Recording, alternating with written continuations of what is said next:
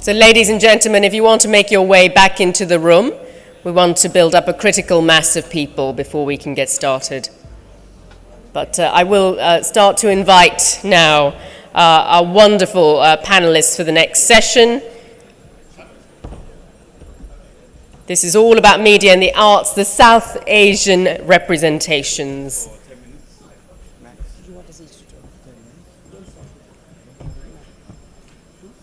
Excellent. All right. Well, they've all come onto the stage, but some of them are no strangers to all of you. You probably recognize quite a lot of people on the stage here.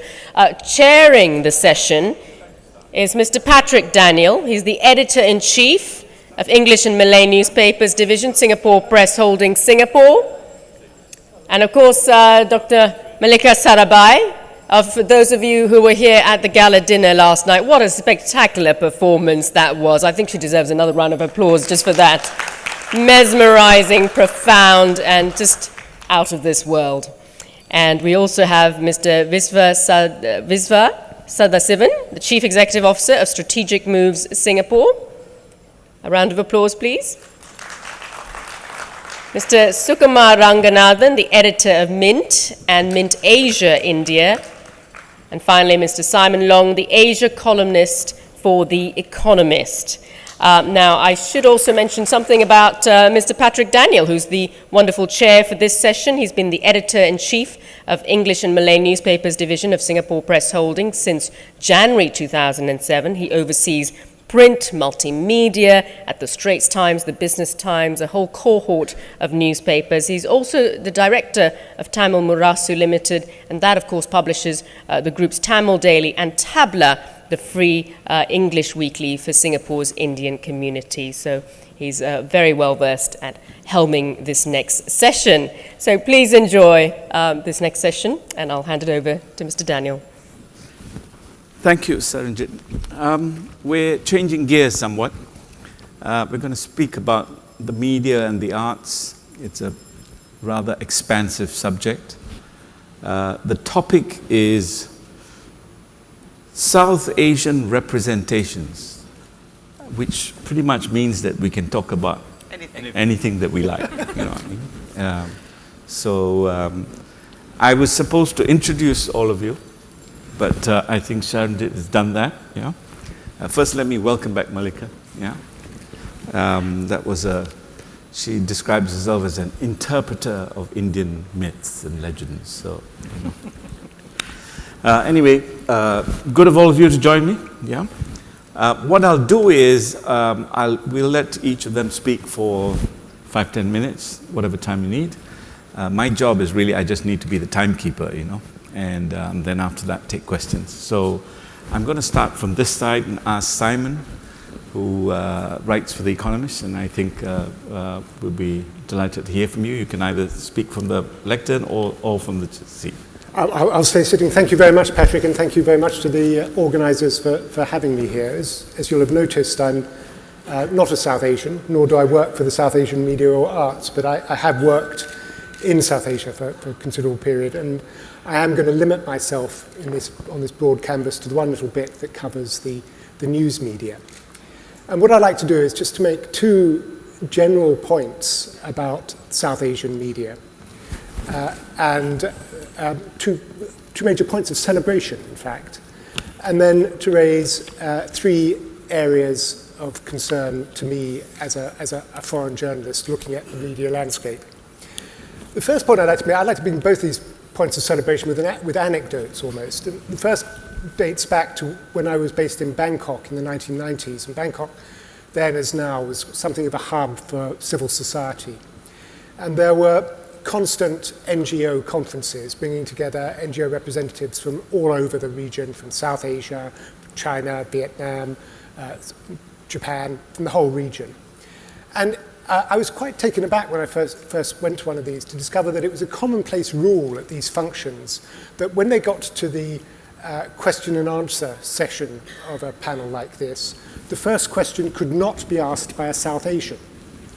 And I thought, at first, I assumed this was something to do with language facility, since the topic, the language of these conferences was usually English, and many South Asians had much greater facility in it than did people from East Asia.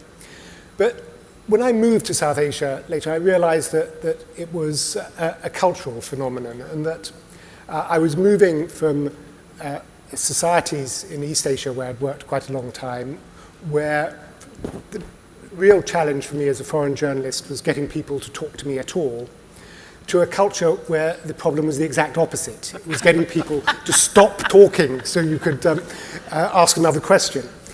And that is, of course, a characteristic one finds in all of South Asia, and it is a vibrancy to public life, to politics, and to the media, which can both contribute and report on that debate. And that is the first thing I would like to celebrate. The second point of celebration is another anecdote. When I was living in India, I visited Mumbai, and I think it was about May, June 2005. And I had a meeting in the Oberoi Hotel at Nariman Point. Now, even at that point, the Oberoi was probably above my budget, so I wasn't staying there, but I went into the lobby. And there at the brasserie in the Oberoi was a newspaper editor I knew from Delhi. It was about 3 in the afternoon, with a big table of about 15, 20 of his colleagues, just ordering yet another bottle of champagne. And they were there preparing for the launch of a Bombay edition. They'd been working very hard, felt like letting their hair down, celebrating.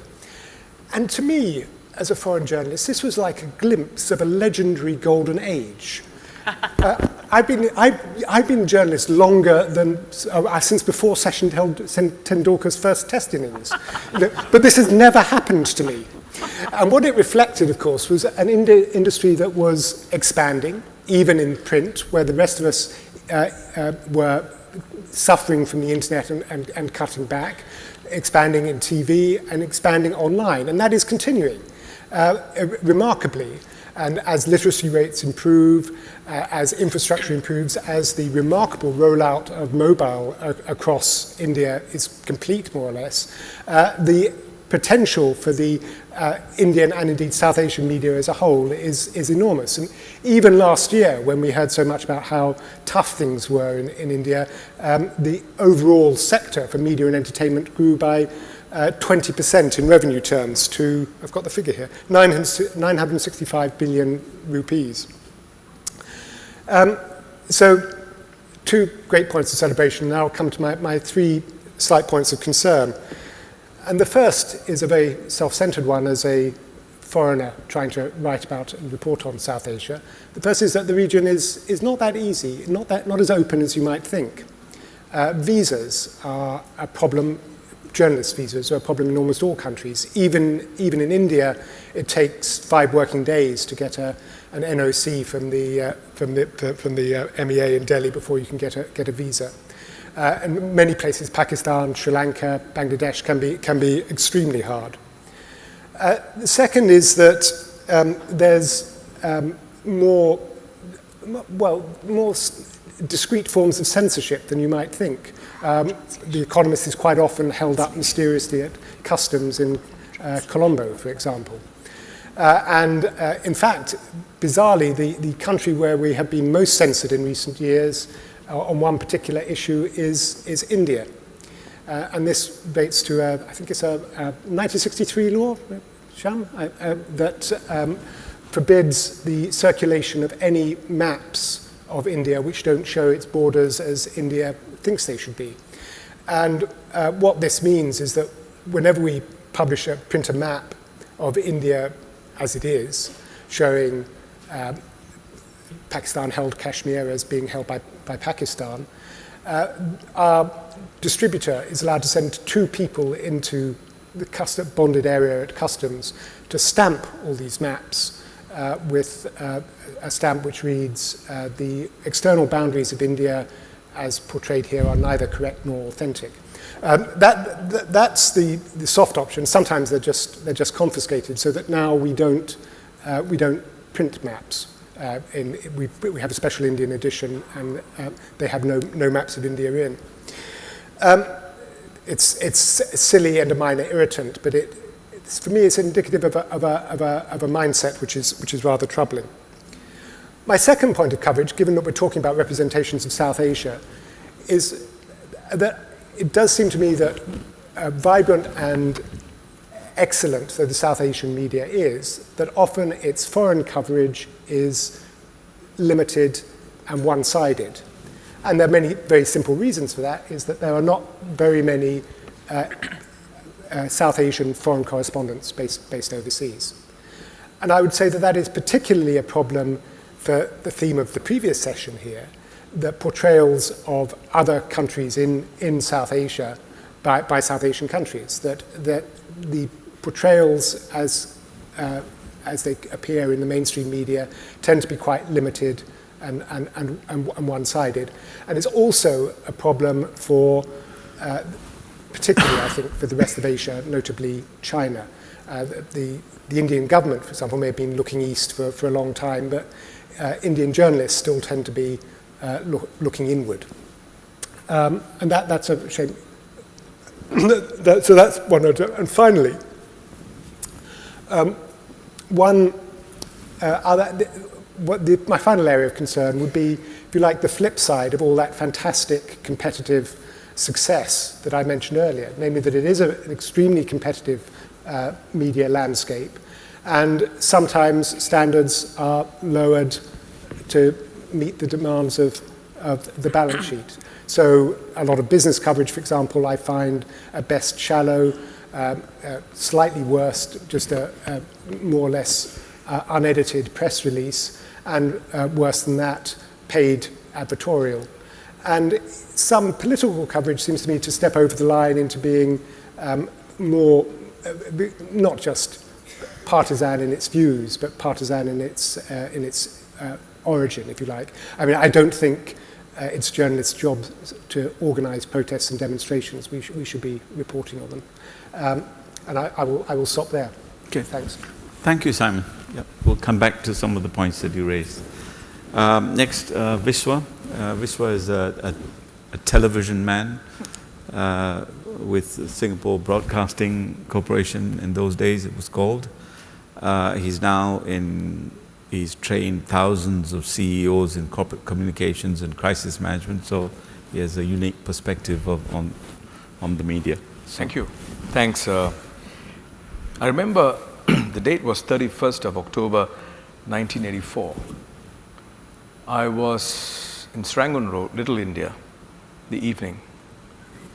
And there were this bunch of Sikh gentlemen who were running down the street, singing loud, cheering, and offering laddu. I didn't quite understand what happened. It's just a short while later I found out they were celebrating the assassination of Prime Minister Indira Gandhi. In preparation for this session, I was thinking very hard about some of those critical moments. If that was to happen today, can you imagine the consequences of that whole thing being videotaped by citizen journalists and putting online? It's not just South Asia anymore. It's global. Because anyone wearing a turban, anyone with facial hair, including Raja, you will become a terrorist. You see what I mean? We know what happened post 9/11. We know what happened to Sikhs So this is what happens when the editorial judgment is taken out of the equation. When sensibility is taken out of the equation. We are living in that era today. And it's a scary prospect. But it's not all bad. And I wasn't paid to say this by Patrick Daniel. And more recently, what happened in Sri Lanka. The Rajapaksa regime is now under pressure to account for what happened. And that pressure would not, in my view, would not have come about if not for the pressure that came from the social media. If the social media today was not present, that pressure would not have come about. Even Indian Finance Minister, Mr. Chidambaram, yesterday, acknowledged that that was necessary, those of us who were here. So that's the second point, which means that it's double-edged. The third interesting thing about the media that I want to highlight is exactly 10 years after Prime Minister Indira Gandhi was brutally assassinated, in 1994, two powerful things happened. Susmita Sen became Miss Universe, and Aishwarya Rai in the same year became Miss World. And the sari became iconic globally. The concept of beauty was forever transformed, has been forever transformed. It's not that all of a sudden Indian women started looking beautiful. Watch out, I think she has a point of view on I this. know. That's why I have you between us. Yeah, I thought I'd better alert you to this. No, but you see, by the way, Mallika, this is a good thing I'm saying. Huh? I agree. Yes. I agree, absolutely. So it's not that the media needs to endorse. It's difficult to look at Indian men, though. I shall not comment on that. I love my life too much. So what has happened is, as a result of that and other positive media coverage that came about after that, right, including the outstanding performance of the Indian expatriates around the world, right? In particular, Silicon Valley. You know, a lot of that came about, and what has happened is the confidence level of the Indian went up, in my view, this is anecdotal, went up several notches. Several notches. And at a macro level, this was very good, because you saw Indian, including, this had a positive effect on the diaspora Indians. I could see this having a positive effect on Singapore Indian children who before that, because of my involvement in the Singapore Indian Development Association, before that, there was a certain amount of reluctance to be identified as being Indian. In a multiracial society such as Singapore, where Indians at that point constituted 7.8% of the population, there was a certain reticence, a certain reluctance to be identified as being Indian, because there weren't that many reasons to be proud of that identity, to be a person of color, so to speak. But after these positive messages that went about, people started, I could see that, young people, it became fashionable for them to say, I'm Indian. Because there were iconic people around the world who were being highlighted. That's the good news at a macro level. The not so good news at a micro level is this confidence, at some point, I feel, started translating into arrogance. And this, to some extent, accounts for what is, I'm being blunt here, a certain rejection of Indians in Singapore by the local Indians because of a certain demeanor. And that arrogance is actually a new arrogance, a new realization of what we are. But there is the danger of crossing from ethnic pride to ethnocentrism. And I think the media invariably has become an enabler of that terrible crossing. The book, The Ugly American, can find a translation today in The Ugly Indian. I'm being blunt, perhaps provocative. But I am seeing signs of that. The best way you can check the measure of a civilized individual is the way the person treats a waiter in a restaurant. And I've seen too many of us Indians treating people who are there to serve you as slaves. And I find that absolutely unacceptable. And how did this come about? The media did play a part. We have crossed the line, and until we come back and find a new equilibrium and go back to pride and not ethnocentrism, I think we will face tremendous rejection, not only in Singapore, but in many other parts of the world. And the media is going to be exacerbating this problem and pronouncing it. So, what is the solution? The ironic solution is, I think the only way we can neutralize the communication of Indianness around the world in a manner that is more accurate is English. I know this goes against the grain of what Minister Chidambaram said yesterday, that the debates in Indian television in English language is particularly vitriolic. But I think in English, ironically, is the only neutral language where we can talk about Indian issues across board, across countries, in a measured manner. Therefore, I think the time has come for there to be an Indian diaspora channel in English, where we will be able to talk about issues pertaining to the Indian diaspora, pertaining to South Asia, in the English language, in a reasonably measured manner, without the emotions that come with the vernacular. I'd like to leave you with that thought. Thank you very much. Thank you, Viswa. Controversial as ever. I'm not so sure about the media exacerbating the arrogance of Indians, but I shall leave you to express that point of view. Mallika, I think I'm going to let fly. What a reputation I've built up in 20 minutes yesterday.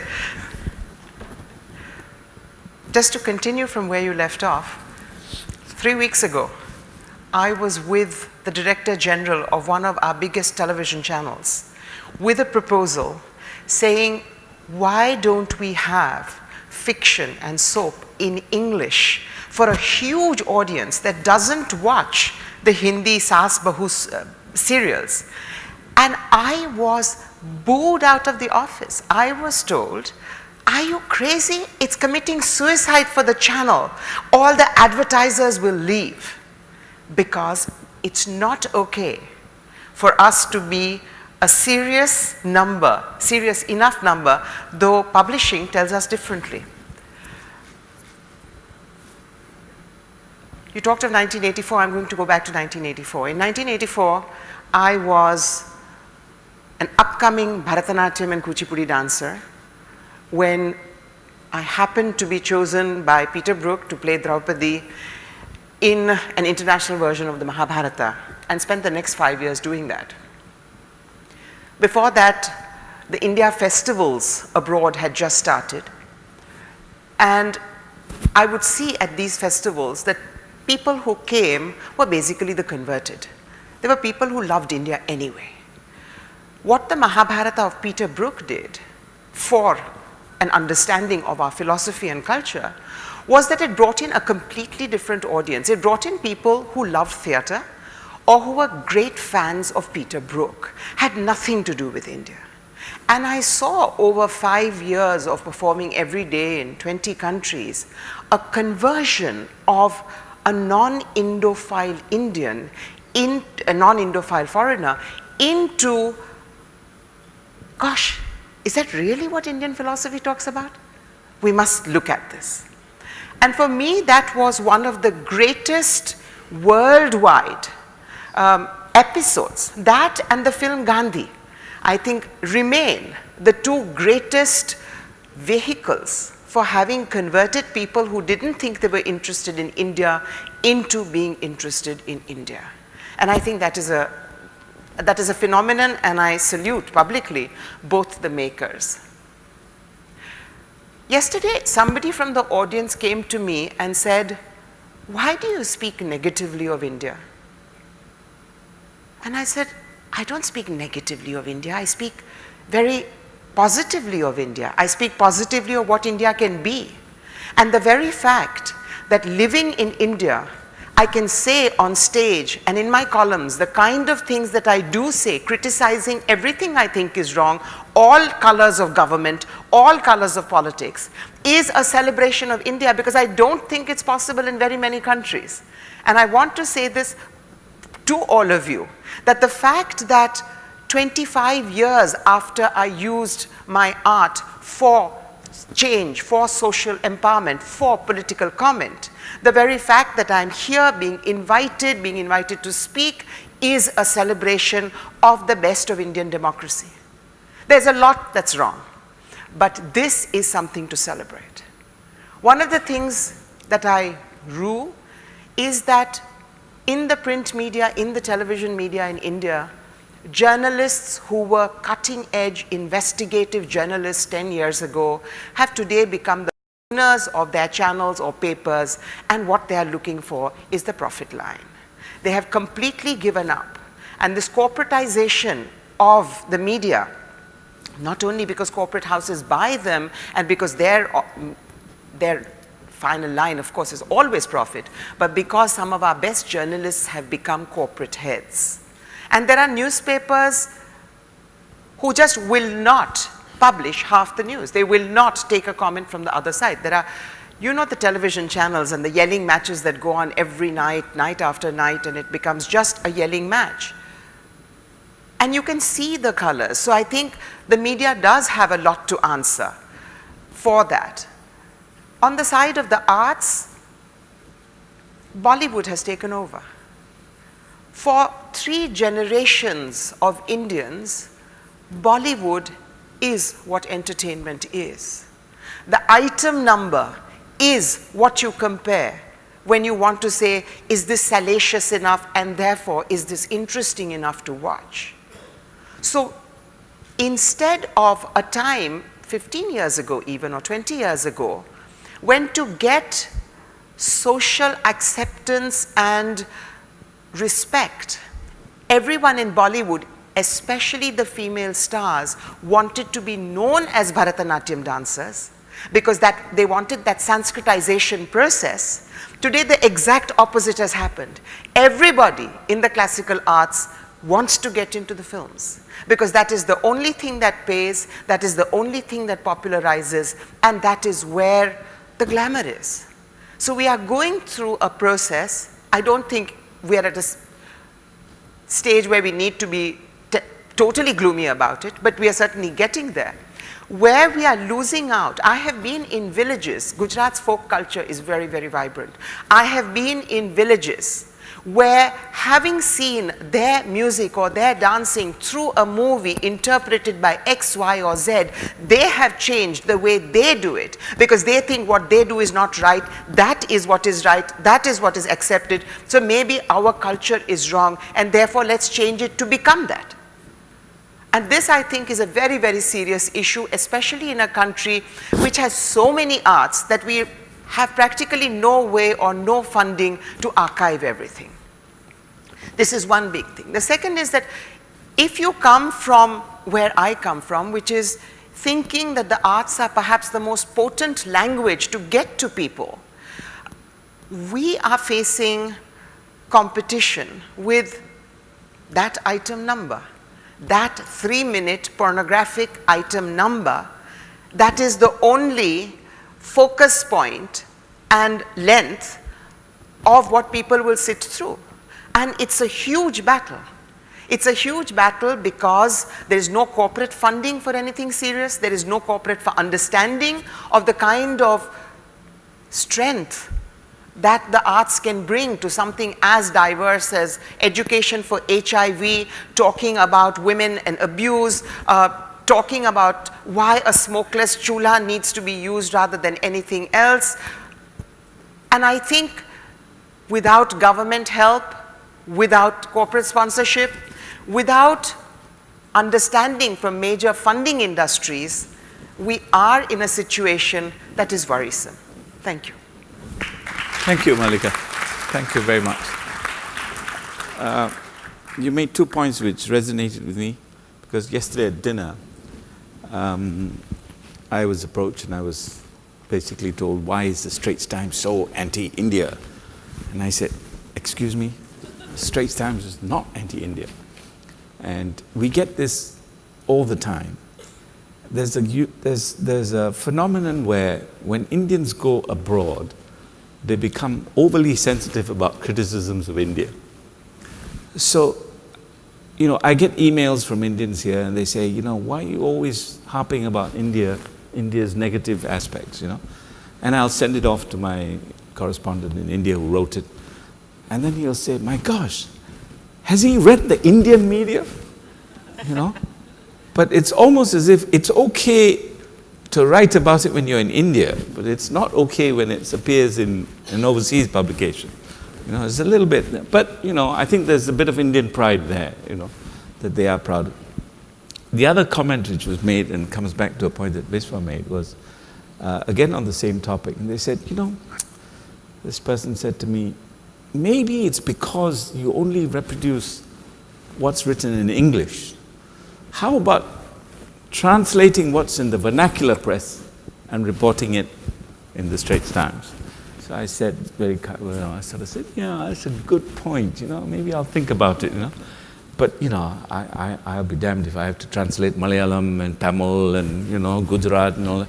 It's tough, but I liked what you said, and I just thought I'd share that little story with you yesterday. Okay, our last speaker is Sukumar, my good friend, editor of Mint. He launched Mint, 8 years ago? No? 7 years ago. 7 years ago. And he's just launched Mint Asia in Singapore, which is an interesting experiment. He is the new generation multimedia editor. You know, Mint is on all platforms. But not corporate. So, Sukumar. Okay, a couple of disclosures. Those of you who remember Simon's anecdote about that editor, that wasn't me, right? It was someone else. And since it was Veer? Okay. Okay. I might have guessed from the champagne. Everyone's spoken about 1984. 1984, I was in school, class 10. So, okay. I forgive you. Yeah, thank you. We had the day off. Okay, I just wanted to make a couple of points and also respond to a few points that some of the other panelists had made. But before that, since the only media market that I can claim to have any knowledge of is India, I'm largely going to restrict my comments to what's happening in India. And I think there are fundamental changes that are happening in India, and if you look at it, everything that you see around you, which is happening in the political sphere, which is happening in the economic sphere, is all a result of these fundamental changes. And the first change that's happening in India is there is a collapse of the traditional information asymmetry that's been there in India. You know, typically what happens in any society is if you use information as something that can set up a system, people who know are the people who rule, and people who don't know are the people who are ruled, right? In any knowledge society, that's how it happens. And what's happened over the last 10 years, and increasingly over the last 5 years, is this whole asymmetry has been collapsing, partly due to legislation. If you look at the Right to Information Act, previously, let's assume the Attorney General is asked for his opinion on something. He just makes a jotting on a file. The file goes to a government office. It's in paper form. They might be triplicates, but all of them are in paper form. It's stored in some archive somewhere. The rats eat away. No one ever gets it. Nowadays, it's scanned. It's kept somewhere. It's digitally available, which means it's easy to transmit. Who knows? Someone might leak it, which is what typically happens. You know, there are Snowdens everywhere. So someone just leaks these things. And the information comes out, and you can actually apply for this information thanks to the sunshine legislation called the Right to Information Act. Of course, you know, it's patchy in terms of its implementation, but if you look at what's been achieved and the kind of information that you can get, we get a lot of our information from RTI, right? We have journalists who specialize in RTIing things and getting them out, and it helps. The second thing that's happened is this whole explosion in television journalism with its attendant bad standards, right? And I'll just come to it in a minute. Because unlike although I run what I call an integrated newsroom, I'm a print journalist. So print journalists tend to be very, very conservative. You know, we'd like to have documentary proof. We like to get both sides of the story.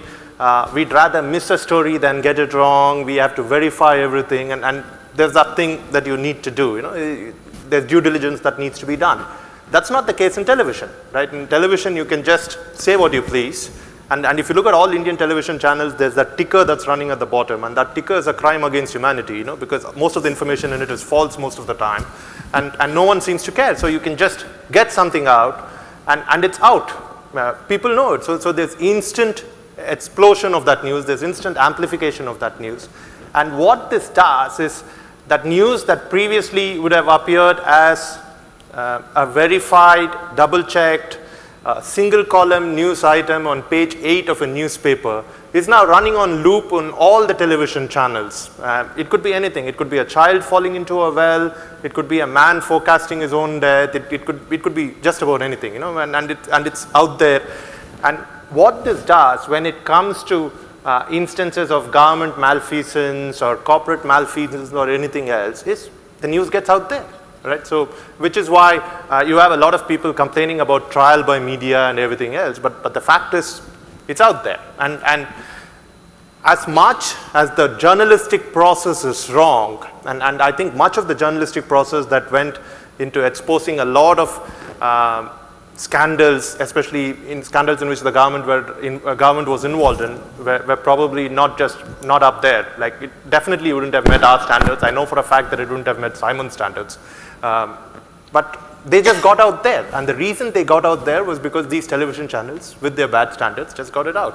And in many ways, with RTI and with this television explosion, and the television explosion is not in English alone, it's also in the regional language. And some regional language focus on serious news. There are lots of other regional language that focus on tabloid news, which is sometimes far more interesting, about butterflies attacking Punjab and things like that. But it gets out there, you know. And this has caused in many ways, you know, there's a complete collapse of this information hierarchy. It's still there. You know, there are still people who know everything. There are still people who don't know all that much, but it's changed. And that change is what you're seeing in India. And if you look at the responses of the government in many ways, and the response of the Indian government to many of these scandals has appeared stilted, has appeared artificial, has appeared inadequate, it's because the government is probably the only entity which still hasn't understood the fact that this information hierarchy is eroding. Right? Everyone else seems to have got it. Most of the politicians don't seem to have got it. The second thing that's happening is really digital. And digital, as what can I say? It punches above its weight class in India, right? If you look at the numbers are not impressive. I would definitely not believe the kind of numbers coming out of India, 200 million internet users. Maybe you'll have to understand what they mean by users. Their definition of user is 5 minutes of use anytime in the past 1 month, right? I wouldn't call that person a user. But I would think that there are, let's say, 70, 80 million internet users in India who use internet on an active basis. There are 20 million people on Twitter in India. Are all of them active? No. In the US, 20% of the people on Twitter are active. In India, I saw a newspaper report in the Times of India, so I don't know how true it is, which says 1% of my newspaper competes with the product of the Times of India, so full disclosure. So if I say anything negative about them, you should understand that I mean it, and it comes from deep-seated bias. Right? So in India, according to a report in that newspaper, it's 1%. So 1% of 20 million is not significant enough, but again, punches above its weight class. I think a lot of people on Twitter, and someone spoke about social media and what it does. And in India, I think social media performs two functions. One, it's an engaging function. You know, if you're in media, it allows you to engage with your readers. If you're in government, it allows you to engage with citizens. And there's an amplification thing. Something that goes out on Twitter can be retweeted and retweeted and retweeted, and you know, it just sort of expands. And that's a change that's happening. And if you look at anything that's happening in media now, you'll have to look at it this way. Now, what does this mean? This means that at some point in time, the business model of media in India has to change, right? I know that Mallika said what she said, but at the end of the day, charity is not a great business model, right? It doesn't work. You have to make some money. And we all can't be the guardian which has a rich trust which is funding it. So you have to make money because good journalism takes money. And if you look at the kind of investments that currently need to go into journalism. There are significant investments in technology that need to go in. There are significant investments in training that needs to go in. And the kind of journalistic work that's happening, for instance, for us at Mint, our big emphasis this year is on data journalism, right? And for data journalism, you need high-end data analysts, right? You need good software, you need good machines, you need things like that. And all of that requires investments, and investments mean you need to make money because someone's not going to keep funding you all the time, although we are lucky enough to be a startup which has a rich parent, which is a brilliant thing to be. So you will see new business models that are emerging. You will see a lot of niche media that is emerging in India, and a lot of good niche media that is emerging. And at some point in time, someone will probably figure out a good way of getting high quality news out there, because increasingly what happens with social media, what happens with this new digital revolution is that the audience talks back, right? If you produce a bad newspaper and you sell it, or you print something which is wrong, you might get a letter to that. 20 years ago, you would have got a letter to the editor, you would have got something else, someone would have called you up and said it's wrong. Now, people are on social media pointing out the mistake, it goes up on a few blogs. You know, the feedback mechanism is that much stronger. The loop closes very, very fast. And so you will see more responsible, more responsive news organizations that come up, and hopefully they'll make a lot of money. So those are my points. Thank you, Sukumar. Spoken like a true print journalist. Okay, before I open it to the floor, can I just check whether anybody has any further comments about what other people have said? I just wanted to respond to what Simon said about the foreign journalists, sure. Right? Because all our audiences are now global, right? The Economist writes for a global audience. So I'm personally wrestling a lot with this concept of a foreign journalist, because I think it made sense at a point in time when there was a certain national ethic to media coverage, right? So someone from the United States would be posted here, and you would produce content tailored to the audience in the United States. Nowadays, since all the content we produce is anyway global, right? Just like all business is global, all media is global now. I'm still wrestling with the concept of what a foreign correspondent brings. Although your point on standards in India, journalistic standards in India being low, is pretty well made. So. Simon? Yeah. I should go home. No, you should consider yourself local. That's what he's saying. Well, no, I mean, I take your point. I mean, I naturally am not just, I hope, out of self-interest, think that foreign correspondents do provide that even in this age where media is universal and is all around, there is a difference to being somewhere where you are taking in the impressions from around you, from taking it down off an RSS feed every morning or whatever. I mean, I think it does inform that differently. Secondly, as you were saying, it's very expensive, which is presumably why there are so few South Asian foreign correspondents. But if you invest in something, you tend to use it. So it's a gesture of taking it seriously. I mean, when I in early days when I used to write as a stringer for people, I began to realize afterwards that it matters the investment that your employer is putting in the story. And they really don't care about you if you're not costing them a lot of money. And if it's not costing them a lot of money, they don't care about the story. So I think for that reason too, it's not just that foreign correspondents can provide a useful service. I think they can. But that thinking of news in that way would be an editorially different process. Yeah, and just to add, again, like I said, the standards part is very important, because I personally think the best piece on the Delhi gang rape that got done was done by a Guardian journalist, right? So I think the standards bit is true, but foreign correspondence, I'm still wrestling with what the relevance is right now.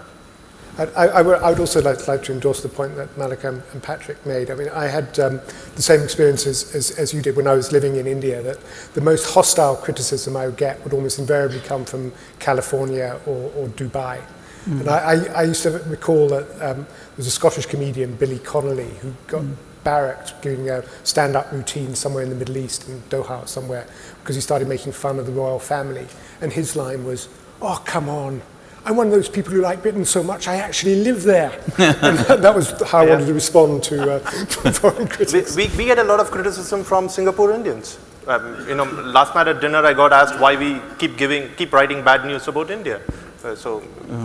I think everyone gets must be the same guy who spoke to me. Malika, anything further to add? No. Viswa, I have a question for you. I mean, actually, since you were so controversial, I'll provoke you some more. You said that the media exacerbated, the arrogant Indian, the ugly Indian image. How did we do that? Which media are we talking about? Are you talking about, cinema? Are you talking about, print journalists or television or what? Or all of the above? I don't think it was intentional. I don't think it's intentional. You see, television, I'm talking primarily about television, the visual impact.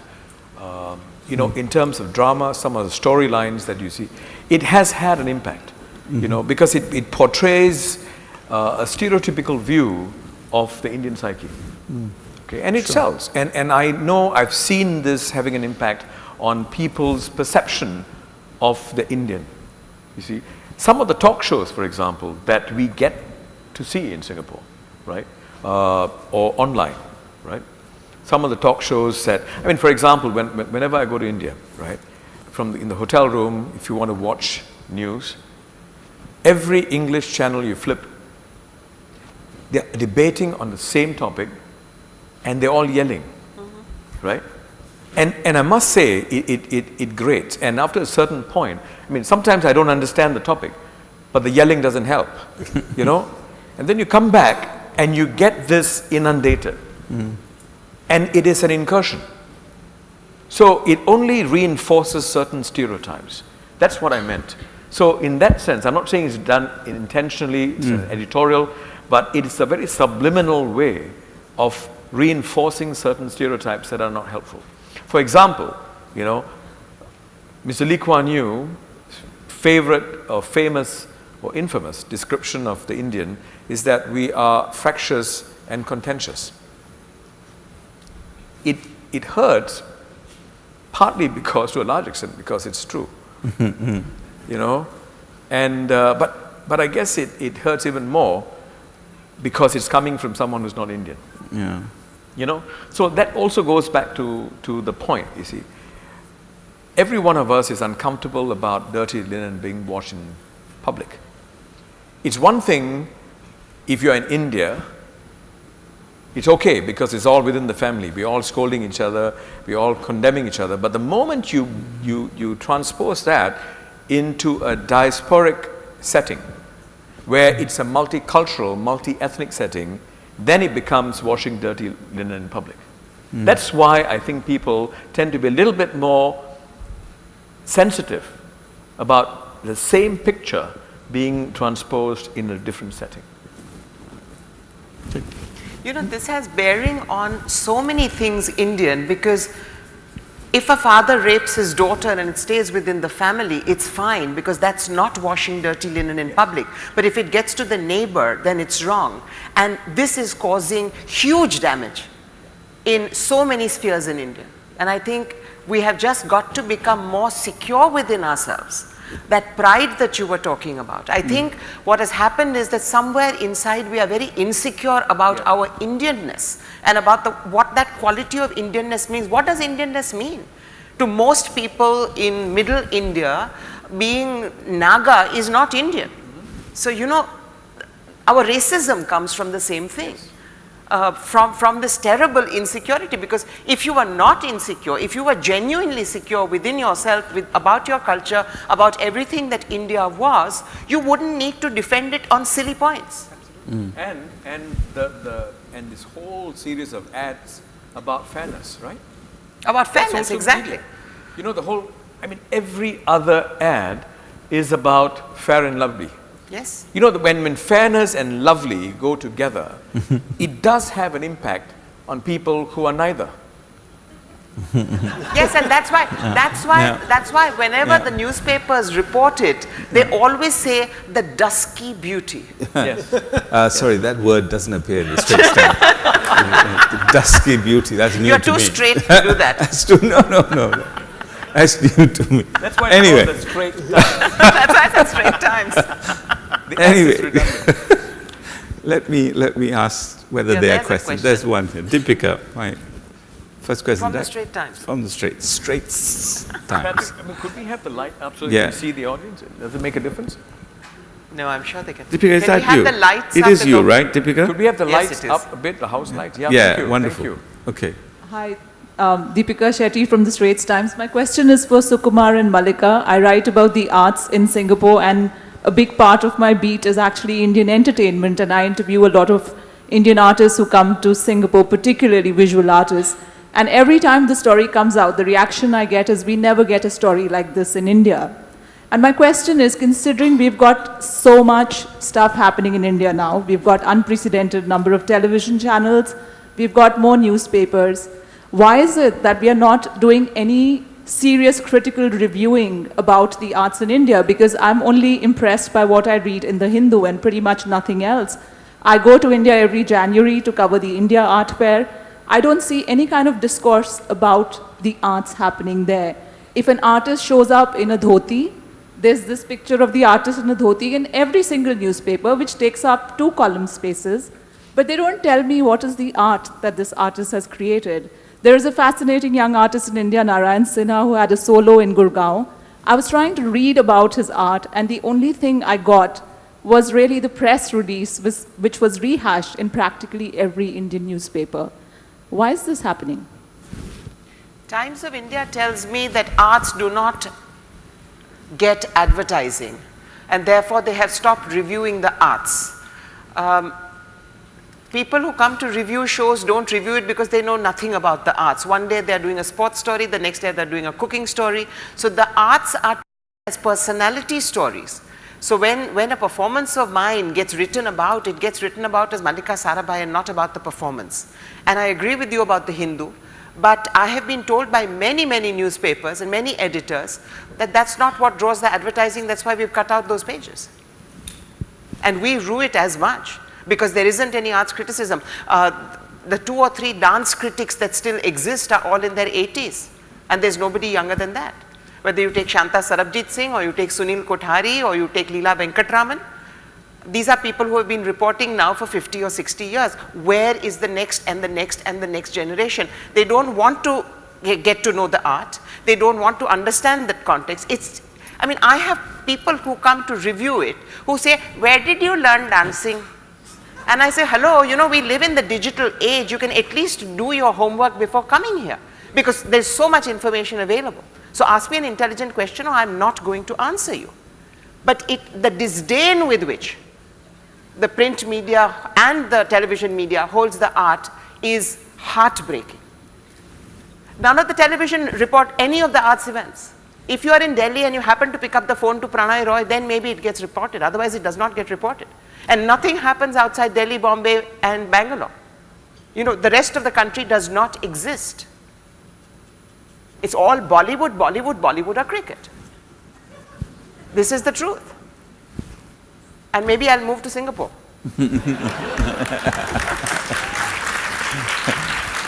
Sukumar, you must have a view on this. Yes. As in, first, of course, very limited, selfish view. We write on arts, right? I don't know whether you've seen Lounge. Yeah. Yeah, but for a business newspaper, it's quite a bit. They did a great story on us. Yes. We cover art. It's the reason why there's so little coverage of arts in India is due to 2 or 3 things. The first one is really, and you know, I'm saying this purely from a very, very sanitized outsider point of view, because you know, we write a lot of things that people have very little interest in. We cover arts. I write a column on serious graphic novels in the weekend supplement. So it's limited interest, but we think some people would be interested in it. So our coverage is different, and I dare say that in many cases our coverage and writing is far better than the Hindus, but be that as it may. I don't want to get into that fight. I just wanted to make a point. But the audience, in many ways, as I I don't want to use the word of, that lots of people use, which says that, there's been a dumbing down of audiences and all that, but I think in many ways the audience is just not ready for it, right? Yes, I know. How can you make an audience ready for it? It probably used to be there at some point in time, but it's probably not there now, and I hear this in a variety of things, so which is probably why television channels and other newspapers don't do it. That's the first one.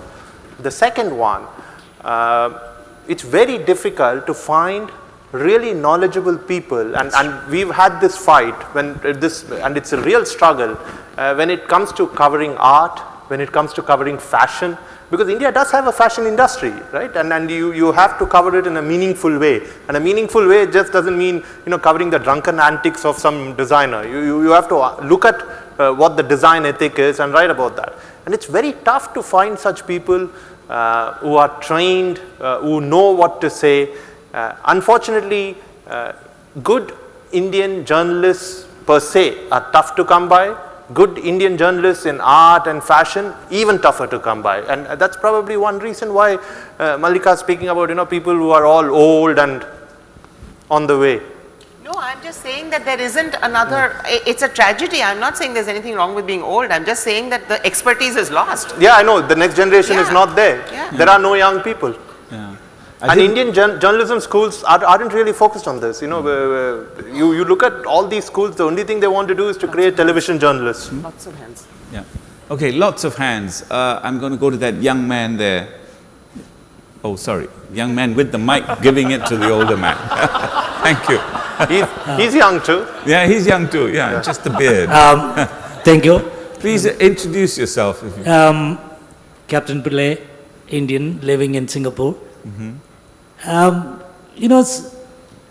was passing through many countries, and one of the things I have noticed is like some of the scientific advances in India, like the first heart transplant was produced in India, and it was never reported.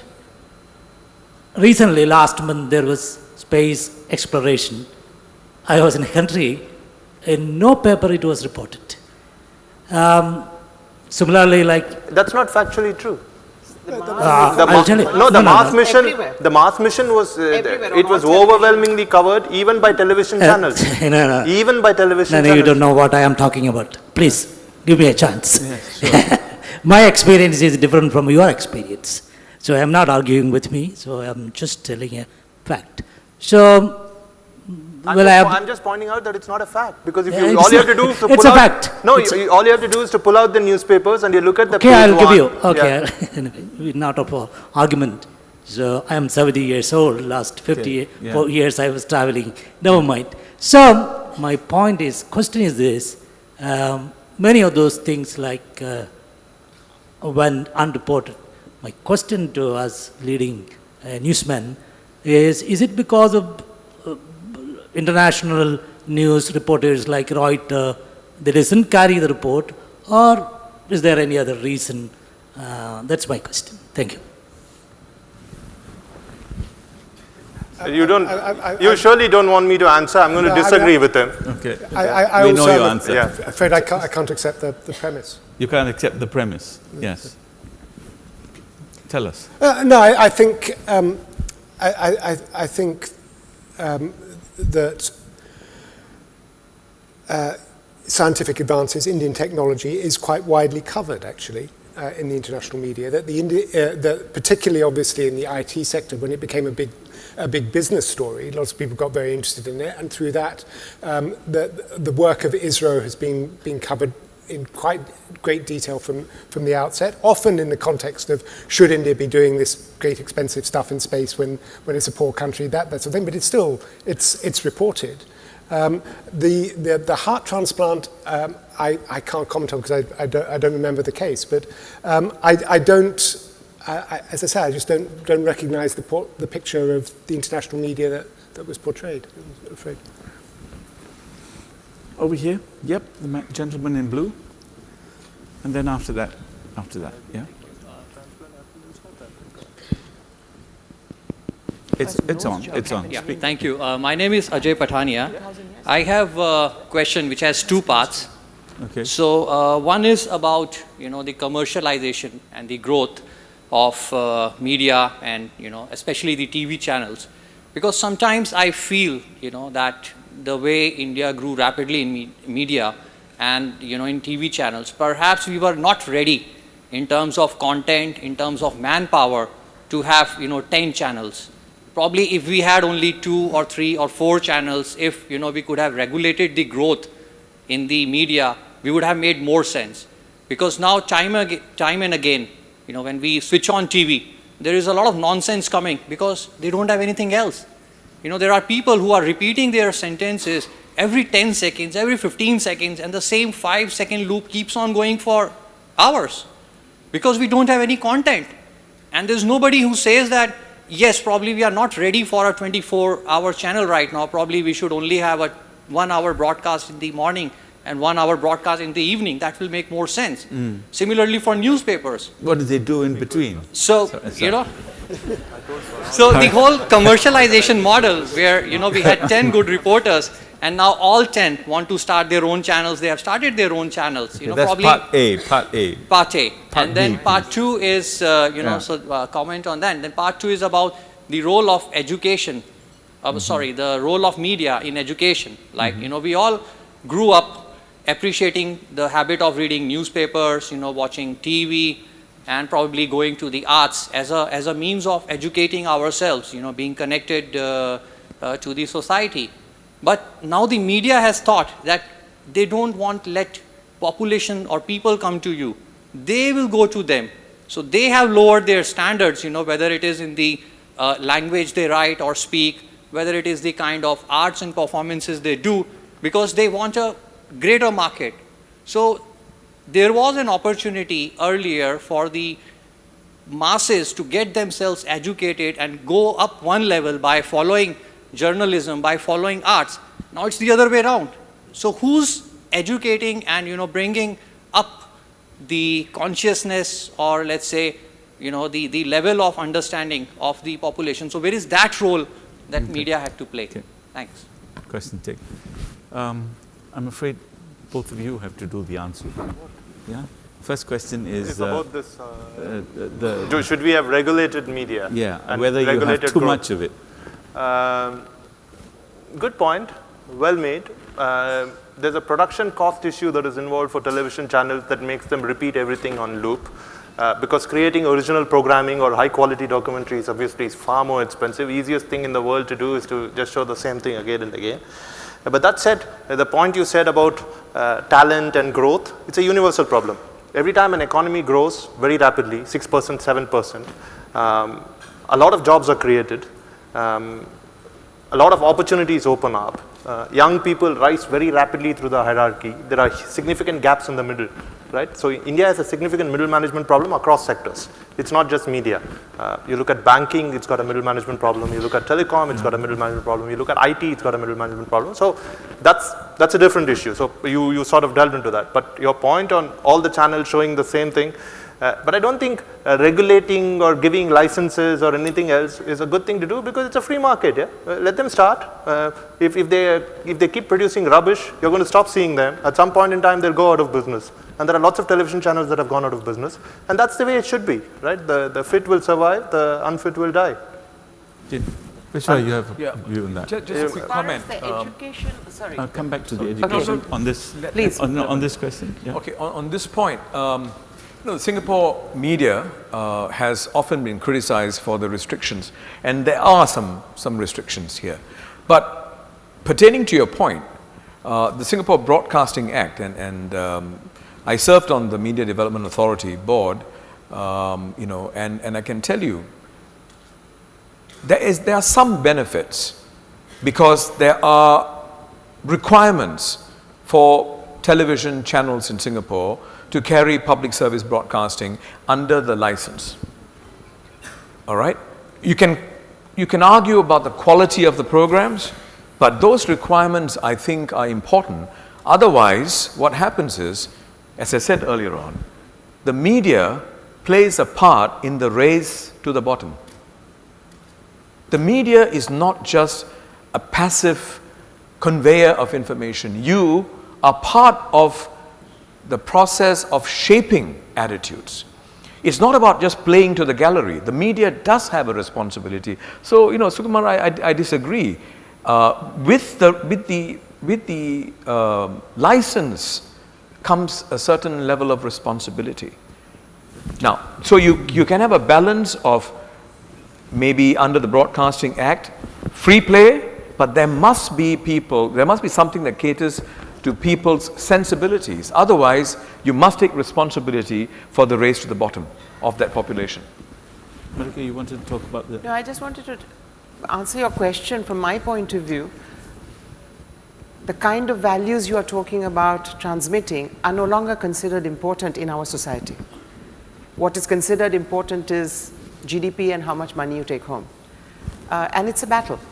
It's a battle. And I think what both of them are saying is, I think as a communicator, the challenge to me is, given the low level of interest, given the attention deficit nature of our audiences, how do I as a communicator still keep them in their seats enough to, I mean, yesterday before the concert, the kind of racket that was going on in that dining hall, and I said to somebody said to me, this is not the kind of audience you want, Mallika.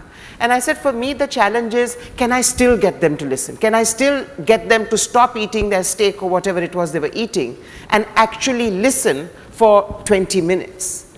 I take that as an extremely positive challenge. It sometimes gets exhausting, but I take it as a hugely, so I don't agree with Sukumar when he says that people are not giving it because there isn't an audience for it. There will be an audience for the graphic novel because you are writing at it. You just need to keep at it long enough. And I think I agree absolutely that we as people in the media and in communications are responsible for shaping your tastes. When I came back from the Mahabharata, I went in as a Bharatanatyam Kuchipudi dancer. I came back as somebody who was gung-ho about using the arts for change. And every single one of my contemporaries said, Mallika, as a dancer, you are committing suicide. Nobody will invite you. Today, I'm not only invited after 30 years to do that work, but I'm invited to talk about how I do it, and I'm invited to artists to talk about how they can be using this. But for 10 years, it was... Yeah, can I just ask Simon a question? Because I think it's relevant to get his point of view on public service broadcasters in here, especially given your background and the fact that you're familiar with India, because this has been talked of quite a lot in India, right? I rather share your discomfort at a media landscape which is completely fragmented. I mean, I grew up in the UK with probably 4 or 5 serious newspapers which saw themselves as journals of record. That they felt that if something was important, they had to report it. None of them is anymore, really, I think. And that leaves Sharanjit, it leaves the BBC as the last sort of bastion of somebody with the responsibility to more than their ratings number or their audience. And I can see your arguments that commercially these things ought to be able to make their own way. But I also fear a race to the bottom and a race to fragmentation and partisan or niche publications. Okay, there was a gentleman there who's been waiting. I promised him the floor, but it has to be the last question because we're out of time. Okay. Can you hear me? Yeah. Sorry, thank you. We have been hearing a lot about Indian perspective. Could I ask the panel to extend your thinking on South Asia, please, on 2 questions. One, what has been the role of media and arts in integrating the South Asian societies for both polity and arts? That's number 1, integration. 2, what are 1 or 2 things that the media and art could do now to improve it further? Viswa, this is a subject for you, my friend. Well, I would go beyond media. I would talk about performing arts. And I can only comment about what's happening in Singapore. Just last week, I attended the gala performance of this dance musical called Encore, staged by one of the Singapore, one of the local dance companies, theatre dance companies in Singapore. Now, it was staged as the opening performance of Kala Utsav at the Esplanade in Singapore, which, as you are aware, is open to the public. People of all races turned up. And that production brought together artists from Sri Lanka, India, and other parts of South Asia. I think more of such collaborative effort needs to be embarked on. And they need media coverage. You understand? So when so much of effort is put into a performance of that scale, and it's a multi-million-dollar production, right? And then you need to bring together the different artists, and then workshops have to be conducted so that subliminally there's a message that South Asia is not necessarily in disarray. But that kind of messaging is important to correct misperceptions. But the perception currently is that South Asia is India plus, plus, plus. That has to change. The dynamics and the equation has to change. And I hope that the media and the artistic community can collaborate to achieve that. Yeah, you said it so well that they have nothing else to say. I'm afraid they've been showing me, signaling away. So it just leaves me to thank you all for listening, and please join me in thanking the panelists.